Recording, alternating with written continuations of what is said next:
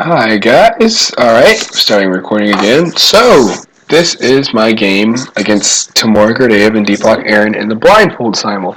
So, just in case you guys didn't know, what basically happened was me and Deepak had Timur Gareev come all the way over to Georgia Tech to do an exhibition in which he did a lecture for us, and he also did 11-person Blindfold Simul. So again, this was Timur playing against 11 different people with his eyes closed, having to remember every single person on the board. And to make it harder, for about half the board, so I think about 5 boards, he played in tandem with Deepak Aaron, another extremely strong player, good friend of mine, who was also blindfolded. So with Timur being extremely experienced, let's say if Deepak may have made a move Timur wouldn't have made, but Timur still had to remember Deepak's move and roll along with it. So that makes it even tougher to play. And also, lastly, the field was extremely strong. There was, if I remember correctly, 2 experts, and there were multiple Class A players, and there were also some people that had played a lot on the internet. I think 2 of Timur's students played, so by no means was this an easy exhibition. There was a blindfold simul where Timur defeated 29 people, and the average rating of that was 1,300 something.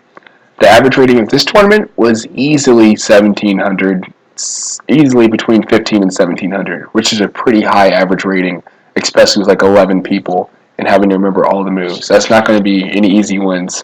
So this is my game. For this game, I was playing black, and I was also one of the boards where it was Timur and Deepak playing.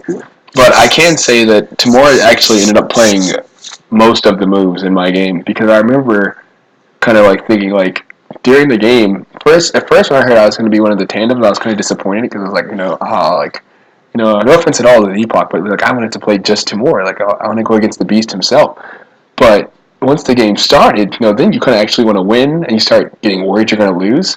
And at that point, I was kind of like, why is Timur playing multiple moves in a row? Like, aren't they supposed to be alternating? And so there were multiple times where Timur would play a move, and then he'd play the next move, and then the next move, and then the next move, and I was like, come on, I'm supposed to get an alternate. I was hoping the alternate would, make it a little bit easier for me, but let's get into it. Okay, so I was playing black, so let me go ahead and flip the board. I think Control-Shift-F. Yeah, I was playing black here. And Timur and them opened off with C4. So they played C4.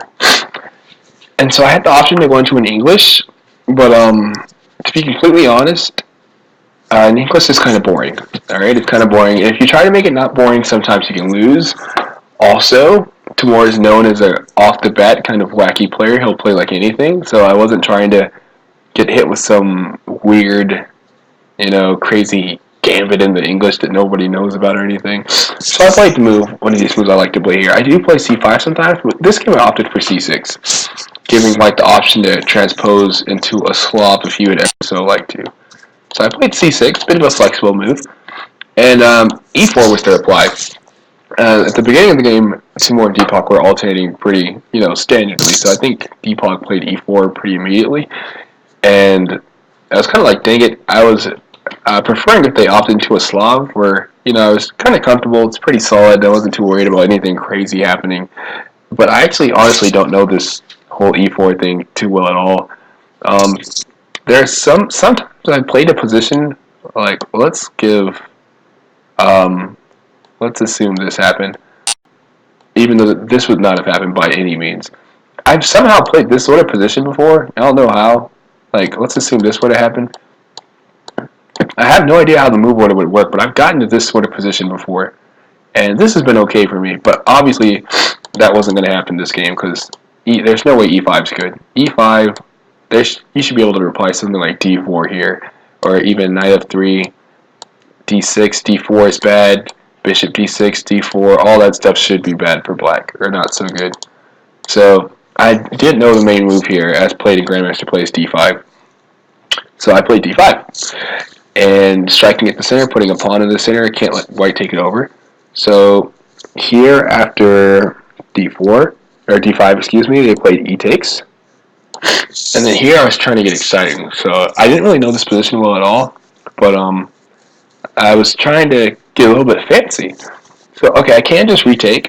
white has an option they can take, queen takes, and then maybe play something like knight c3 or d4 and keep my queen, in which case they have an isolated queen's pawn, but maybe they have a lot of open lines to work with, something Timur might like. Or they can play d4 and go into Panov Botvinnik, something like that. So here I decided to go and play knight f6. So I went to gambit something. I was like, okay, they're blindfolded. Let's make this as complicated as possible. Let's make this as weird as possible. I don't want this to be a whole bunch of theory where they can just kind of rattle off and kind of remember. I want this to be kind of zany. Throw a little bit of, my style into it. So here I was kind of hoping for takes, which I don't think they should do. Knight c6, and then let's say, well, for one, notice how I have a really strong bind in the d4 square. So let's say knight here. I might go here, for instance. Something like this could be played. And then here, I might go here. And I think black has pretty decent compensation here. The engine completely agrees. This is completely fine for black. I think black has great compensation for the pawn, a really nice bond on the dark squares, and yeah, I would like to play this position for sure. It's well worth the pawn. After e takes, which was played by Timur knight f6, Deepak calmly responded with d4, which makes a ton of sense. And here I almost lost because I almost went for this really zany line. Let me turn off the engine. With trying to super sack with bishop f5. And my idea was that if he takes, I would take back. He would play d5. I'd play here. And then I was thinking that the only move to stop this would really be knight to a3. And then I figured I could play queen here and really start a pretty nice, attack. So for instance, here I could play something like e6 and break up his pawns, and then maybe bring the rook to the d file. And I thought my position was really nice here. And so they're going around the circle, and they're playing out the moves, coming around to me. And then at the very last minute, I realized that after knight to b4, check, queen a4 picks up a piece. The knight's unprotected, he can't run back to c6. And I immediately had to cancel my plans. And so I just decided to take back on d5. So this was not at all what I wanted to happen, because now we've reached an extremely famous position, a very topical position that every chess player except for me knows. Panov Botvinnik can be reached from a variety of lines, the Kurokon, just a variety of lines. This is a very common position. Often white gets an isolated queen spawn. White often has a bit more activity. On the other hand, black has an IQP to attack, so it's just something that literally everybody knows. But unfortunately, I don't really play any openings that lead to this, so I didn't really know much at all about this line. So after c takes d5, I believe they played knight c3. Yeah, they played knight c3. And so here it's kind of a funny moment. Again, I knew nothing about this line. I don't know, there's a ton of stuff black can do here, but there's this one YouTuber I watch, goes by the name of Fins. His real name is John Bartholomew. He's an international master. And he says that he always plays bishop e6 here. And so I figured, okay, he's pretty strong. He's a pretty solid guy. When in doubt, I'll just listen to him. So I played bishop e6. Turns out this didn't work out exactly excellently at all. I felt terrible out the opening. And perhaps it's because I didn't exploit something earlier. I don't know. But after the game, Deepak told me that this variation was basically refuted. And I was very surprised. He's like, yeah, it's bad. It's known to be bad. It's basically been refuted. I was like, well, that's good to know. So I guess don't play bishop e6 because apparently it's bad. So here came bishop e2, and I was like, okay. I figured that I was kind of questioning this move because I was thinking I want to play knight to e2 to f4. That was my idea. But it turns out they had a little bit more understanding than me. So bishop e2 was played. And so I blocked in my e-pawn, so it only makes sense to try to fianchetto my bishop. And then bishop to f3 was played, and I was like, uh-oh. I started to see what the problem was now. Because now white is going to play knight e2 to f4, threaten to double my pawns, threaten to get rid of my bishop, and at the same time threaten to pressure d5. Also, if I ever take on c4, white has the option of not only playing bishop takes b7, but also playing d5 as well. So here I was starting to actually get quite worried, and I didn't really know what to do. I was kind of like, oh no. So I knew what white was going to do. They're coming from e2 to f4, so I had to counteract this plan. So again, I'm on my own at this point. The method I came up with, which again, I don't think you can play a slim move like bishop g4. So maybe knight e2, let's say a castle, knight f4. What am I doing here? This just has to be terrible. Yeah, this is not good at all. The computer says just drop back and cede the pawn. Just let white take and play from here. And yeah, that's not exactly what I was hoping to happen. So I played knight here, which, as you can see, is actually a really bad move because of the engine's wonderful suggestion here. So it turns out that in this position, white just has the option to take. And the problem is, let's say I take back. It seems like everything's protected, but white has this nifty move, Check. queen a4 check, which kind of ruins everything because I can't like defend. If I bring my queen out here, he can just trade and win a piece. And if I bring my bishop back, he wins a piece. b5 doesn't solve anything, so this is actually just kind of losing. So I actually got really lucky here they didn't play queen a4. And if I remember correctly, after knight to a6, I think I remembered that, like, I saw queen a4. Like, I thought queen a4 was good here. And I was thinking queen a4, and then, like, bishop d7 or something. And then, like, queen b3. And I didn't know what to do here. I was like, I'm just busted. I'm just lost. Like, I didn't know what to do. The engine actually says I'm actually okay with queen b6, but this is what I was looking at during the game. I didn't even notice that you could take first. And I guess, maybe it's not so obvious. It may not have been used to knight a6, so maybe they didn't. In the simul, I guess, taking and seeing the queen a4 is picking up something that wasn't too obvious at all. Because I didn't see it, they didn't see it. Makes sense. So I kind of got a freebie on this one. I survived that one. So after knight a6, he played bishop to g5. So again, attacking another one of my defenders of d5. And yeah, things were getting stressful. And here I played knight to c7. So I was kind of happy that I was able to get this maneuver in. So I've added some pressure to d5, but I've also protected my bishop with the knight. So if the knight ever comes to f4 and threatens my bishop, I can now recapture with the knight. And the knight on e6 actually does a pretty nice job. It attacks d4, and it currently be attacking g5, and it could block off some attackers. So I was happy with my knight being able to safely make it to c7. So here, I believe knight e2 was played. Yep, just following through. So white went ahead with their plan. And I felt it was a good idea to... Oh, another side point is, after knight to c7, I don't think it would be in white's best interest to go for this. Because, for one, it gives me the two bishops, which is nice. But also, this structure is just... Actually, I have the double pawns, but it's very playable. Because this dark squared bishop can become a bit of a monster. For instance, I can put it here, and you can see its influence in this diagonal and this diagonal. But another idea is I can also play, like, h5, and then later play bishop h6, and walk down on this, and then maybe put some rooks on this file. So... this is just not so good. My king will be very safe. I control the e5 square. If knight comes to f4, if he ever takes, I have the option of taking back with the pawn, undoubling my pawns. Just not a good idea for him. So, knight c2 and d was a good move, following through with the plan. And here I play bishop to g7, getting along with my development. I do have to develop, so that has to come eventually. And then knight f4 was played. So we knew this was coming the entire time. Black is starting to really threaten our position. And here, I thought it was time to kind of just, go for, I had to relieve the tension, basically. So I can't move my bishop, really, or they just take. And if I don't move my bishop, or they can take here, or they can take here, and then they just win the pawn. So I think it was time to relieve the tension on d5, and I took here. Granted, I made this bishop extremely strong by doing so, but sometimes you have to, pick the best of the worst. And I think this was the best option, in my opinion, d takes c4. So here they responded with bishop takes b7, and I played rook b8, an only move, really. And then the whole problem was, I knew that after I took on c4, they take on b7, they had this check, which was kind of annoying. So to make the check more annoying, they decided to take here, which makes sense. Takes. And I was thinking queen a4 would be annoying, because after queen a4, knight c7 would be kind of forced, I guess, and then bishop to c6, and then it's really hard for me to castle. They played bishop c6 first, actually, which still doesn't allow queen d7. And so now I have this choice. I can go for knight to d7, or I can do what I did in the game. So yeah, basically in the game, I play king f8, which the computer doesn't like, I'm sure. My friend's Frank Johnson sitting next to me. He looked at my position not too long after this and was like, "Wow!" He's like, "What are you doing?" But to be completely honest, I thought after this, well, he can't play this right now because he's dropping a piece. So let's say bishop e3. Oh, I think I missed that I had this extra tippy. Like, I thought after knight d7, for whatever reason, I was figuring they could play queen a4, which would stop me from castling. But I think I just missed that they can go knight, that I'd have a free knight, basically.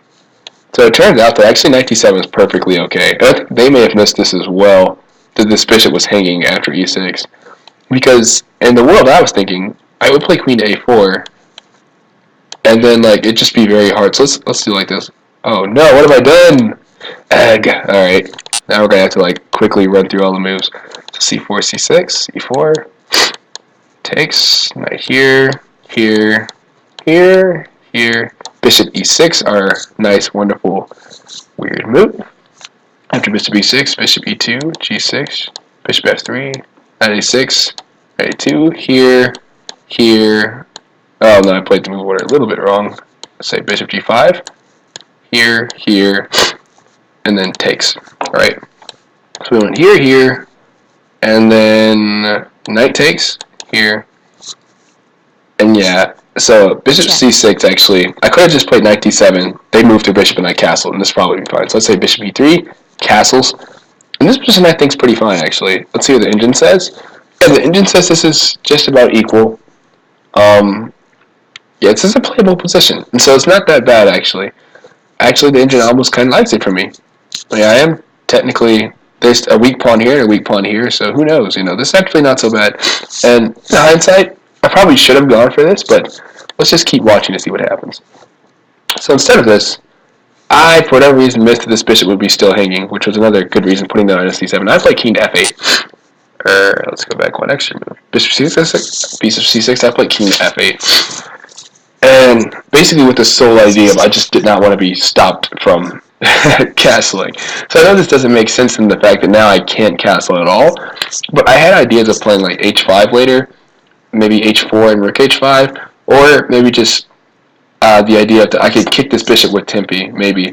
So like, again, assuming the bishop wasn't hanging, which it is, I could play like h6 and that give me an extra Tempe to get my king over here. And I also really liked these two knights and this bishop. I just felt very safe. Like I felt like my king, I wasn't going to get mated anytime soon. But the position still got pretty rough. Another reason I went for this is because I was winning a pawn. So this line is force winning a pawn.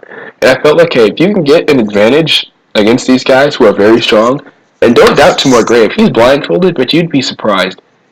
Even sometimes Deepak would be struggling a little bit trying to like remember how the position. Gareev could instantly just with full confidence name out where every single piece was on literally any board. Anytime Deepak asks Gareev, but this is here, so Gareev can see this clearly. So I'm not banking off the fact that they can't see to go for this. So the reason, I think one of the main reasons actually that prompted this was also I'm winning a pawn by force because his bishop's hanging, and so is d4 and so is b2. So I remember Deepak played bishop e3, which is probably the best move. You can't really lose d4. And then I just greedily dragged my rook up, and rook takes b2. I was like, all right, at least I'm up a pawn. So, you know, it may get bad. It will get bad, probably, but at least I'm up a pawn. So here I was actually kind of, you know, like, okay. At first I was scared of this move d5. Because the problem is, let's say I play here.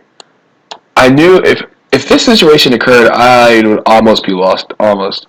Now, there are some tactics here that I'll mention, but the idea, just something to keep in mind, if you have two bishops and your opponent doesn't, if you have a passed a-pawn, it will be extremely hard to stop that passed a-pawn, especially the kings or castle king side, because two bishops are just so good at controlling squares from far away that, like, a passed a-pawn, it's extremely tough to deal with. So I knew I could not allow that situation to happen. But I haven't computer checked this with yet, so I may just be talking here. But I thought queen a5 might lead to something here, pinning the knight.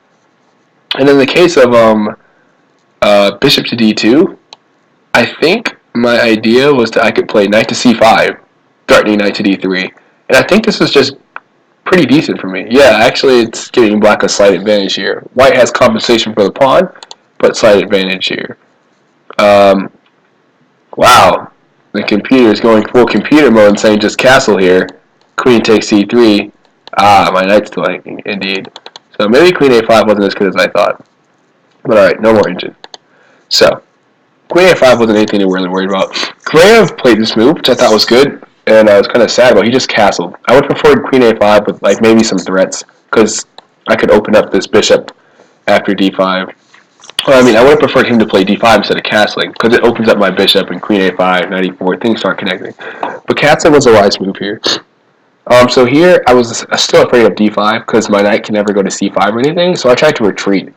Knight c7 gives me the ability to possibly make the blockade on d5, and I thought that was nice. Blockade can open up my bishop and just stop the pawn from coming forward. If I remember correctly, Deepak played rook c1 here. Yes, he did. Rook c1. I actually really liked this move from Deepak. I think it was a pretty smart move because if I go ahead with this whole blockade idea and I play knight, say to d5, he can play takes and knight takes, and then he can play rook takes c4. And I just thought this was a really good position for white. Like I just like this for white.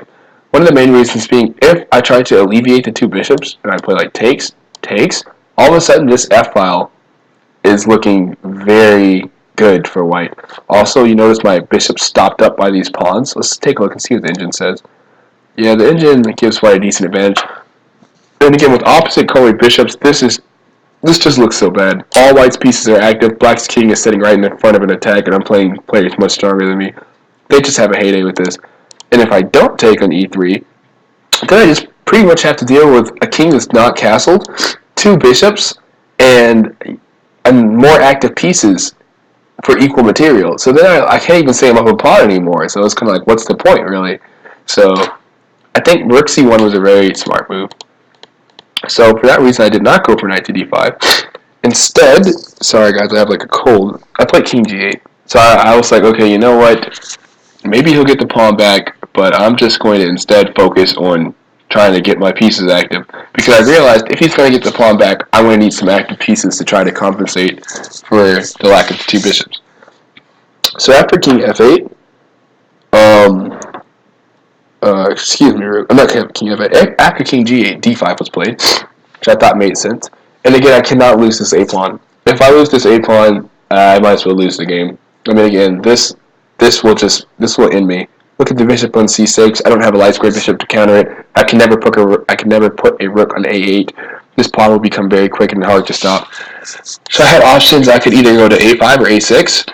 And at the end of the day, I decided that since my knight was in c7, it made more sense to put the pawn in a6, where it could be defended in later cases. If I put it on an a5, say the b6 square became weak. For instance, from knight a4, so let's say a5, something like knight a4, takes. You know, this pawn can become a target, and this sort of thing can get, like, kind of deadly. So I decided, let me put it on a6, take away the b5 square from the knight. If the knight ever comes to attack it, I'll still have my knight on c7 already defending it, so I put the pawn on a6. And then here, Gareev played bishop to d4, so just centralizing. But I was kind of happy to see this move, because the moves I was more afraid about was, I was much more afraid of seeing a move like knight to a4 here. To me, I thought this was strong, with the idea of, like, let's say it takes. He could play bishop to b6 here, and I just thought that, okay, the computer doesn't like it so much because he had knight d7, but even if not bishop b6, maybe even just rook takes c4, or, I don't know, maybe that isn't good either. I don't know, but I just thought knight a4 was good. Yeah, the computer doesn't like this at all. Yeah, exactly, just rook takes c4, and, okay, white's down a pawn, but look at this activity.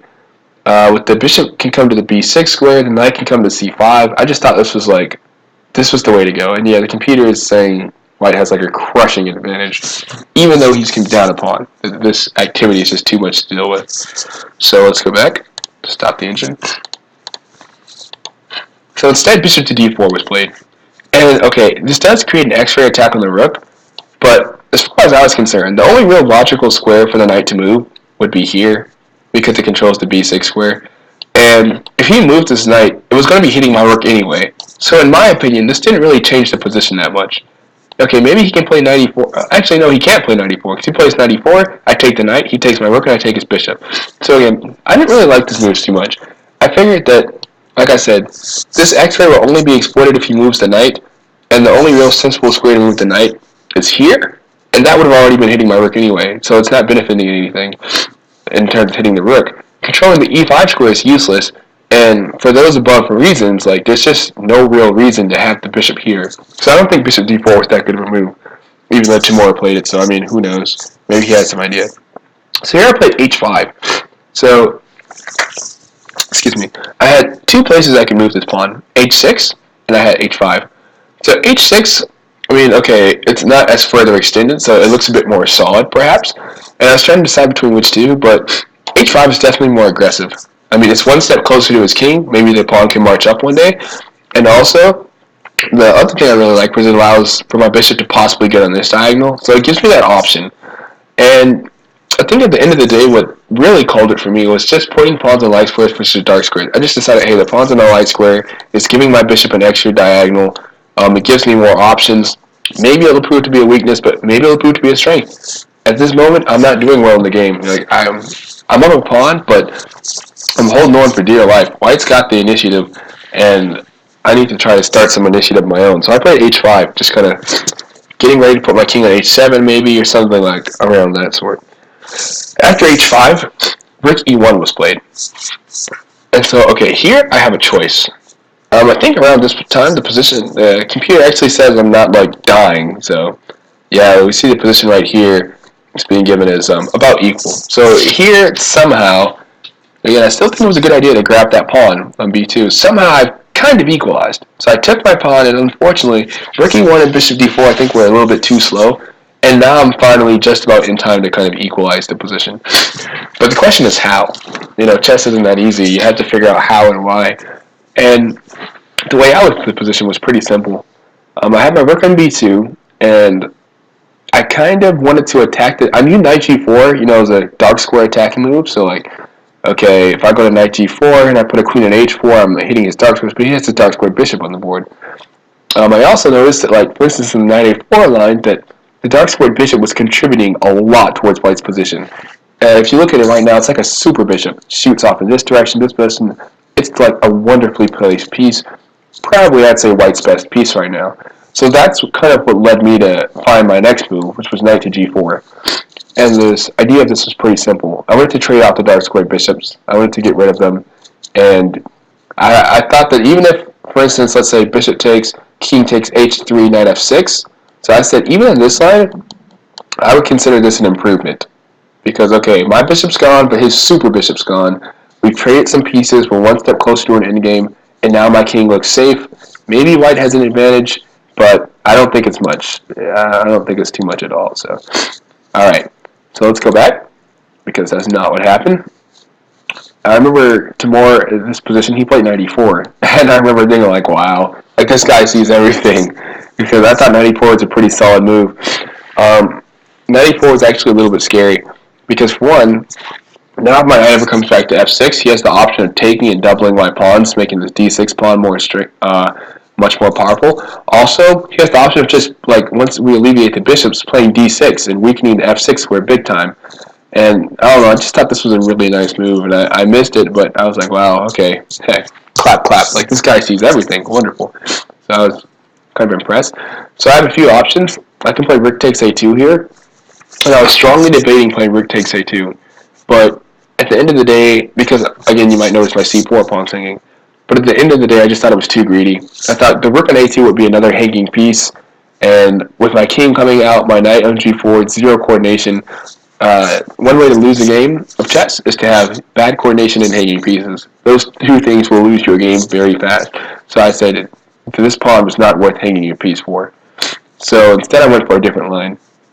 I traded bishops, put this here, and then I was thinking actually about playing rook b8 in this position. Like, that was my idea, just rook b8, just unhang the piece, come back and clinch. But I actually found a much stronger move here that actually started to kind of turn the tables of the game. And I'll actually see if you can find the move. Black to play and cause white some problems.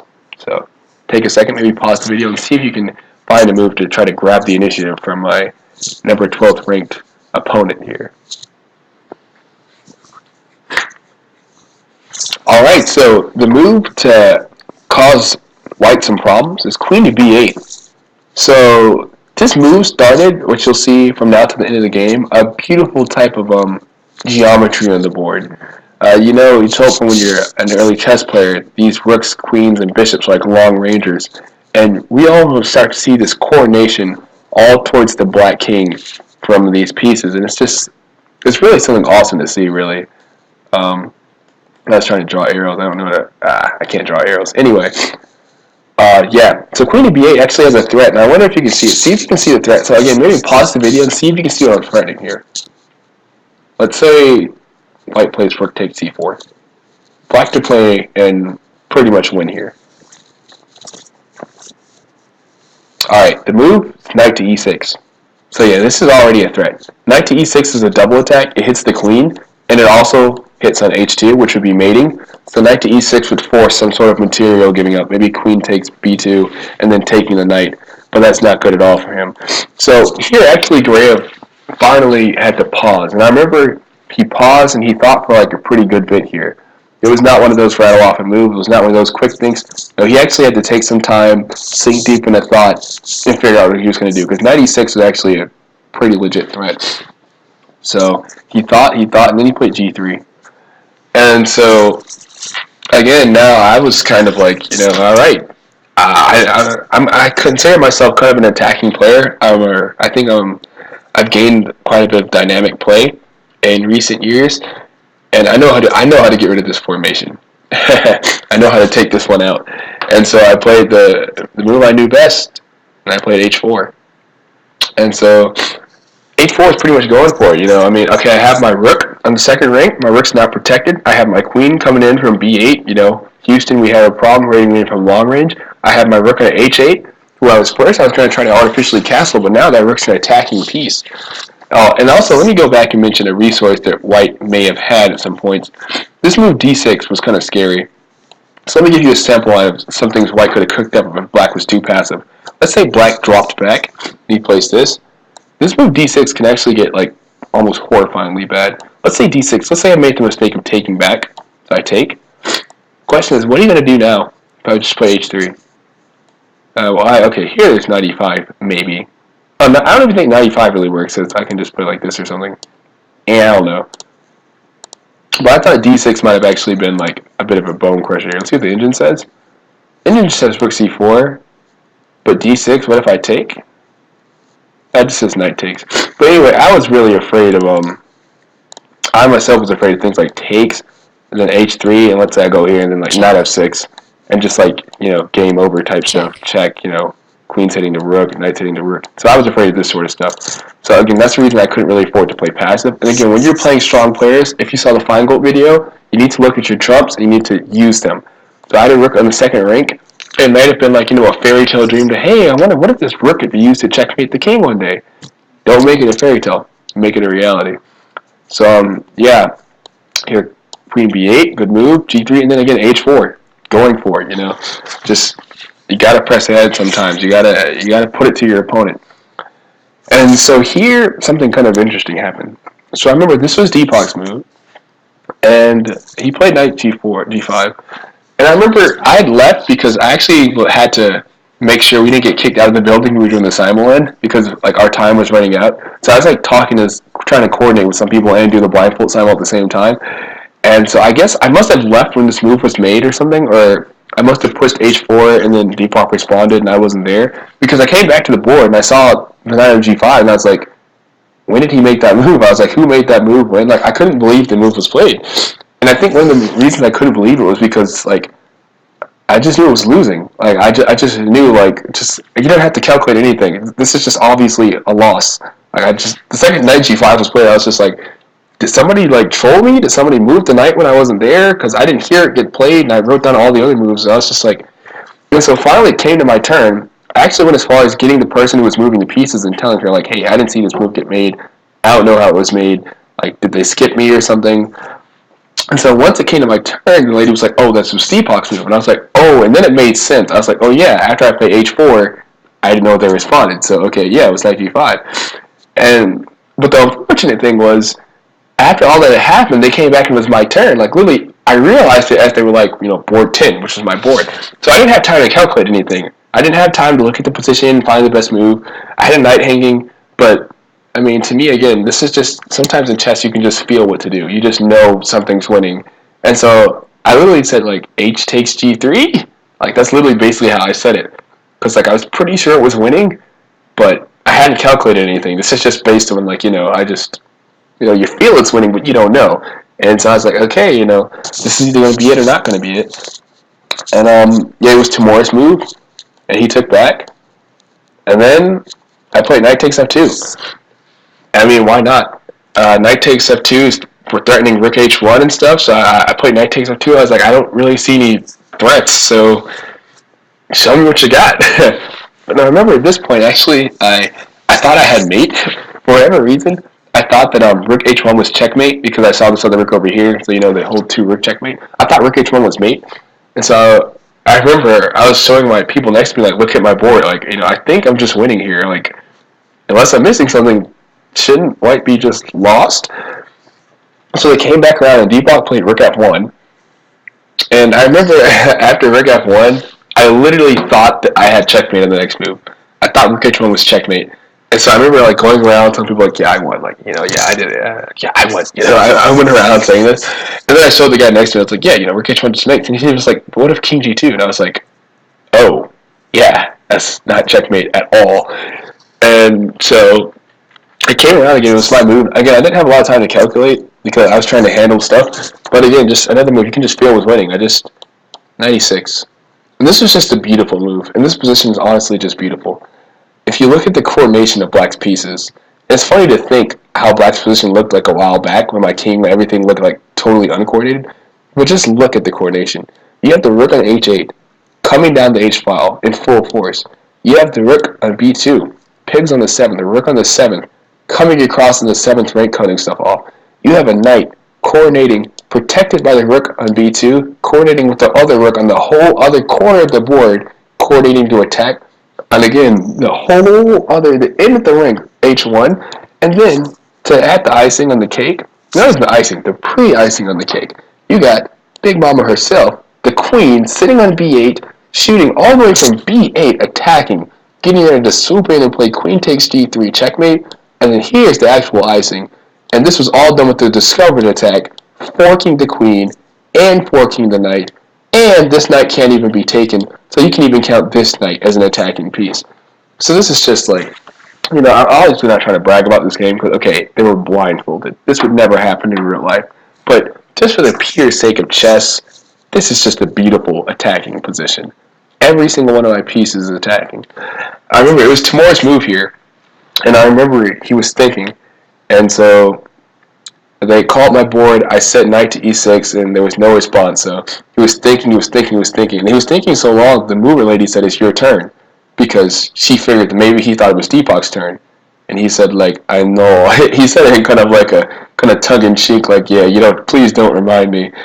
And then after a few more seconds of thinking, he said, and I quote, he was like, the problem is all of his pieces are attacking. Which was nothing further from the truth, which was nothing closer to the truth, if I will. Every single piece on the board is literally coming at a white piece or the white king. From far, from close, we got close range soldiers, we got mid range soldiers, and we got long range soldiers. But everything was coming at the king. So here I remember Gareev said, let's try queen e3, eh? And he played queen to a3. And then from this point, it was just figuring out how to win. I think the computer says there's like a force mate here, and the force mate started with rook h1, and I was calculating rook h1 for a while. And I remember I had to like run in and outside the room because again I was trying to coordinate with the building owner, like literally trying not to get us kicked out, and they skipped me multiple times. So I never really got enough time to fully calculate out rook h1, but I knew the entire time that I always had just knight takes g5, which just wins a clear piece, and just brings another attacker into the fray. And at the end of the day, I just decided, no, just knight takes g5. I guess the main point being queen takes. I mean, there's probably even more ways to win, but I think the cleanest way to win is just knight h3 picks up the queen. So, for instance, here, this is forced, and then there actually should be some not so hard to find mate here. Yeah.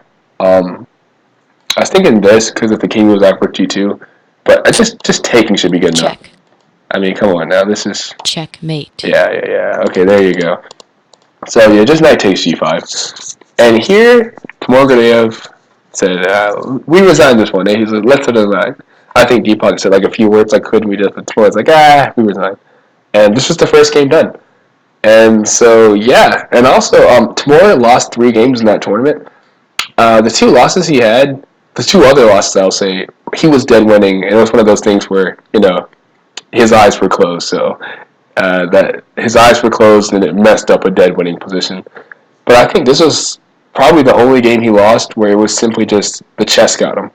And yeah, it was a tandem game, so I can't say it was completely him. But I mean, at the same token, this actually happened. This position right here literally happened just from us playing chess. So this is probably one of my best attacking games. Definitely one of my best attacking games against some strong opponents.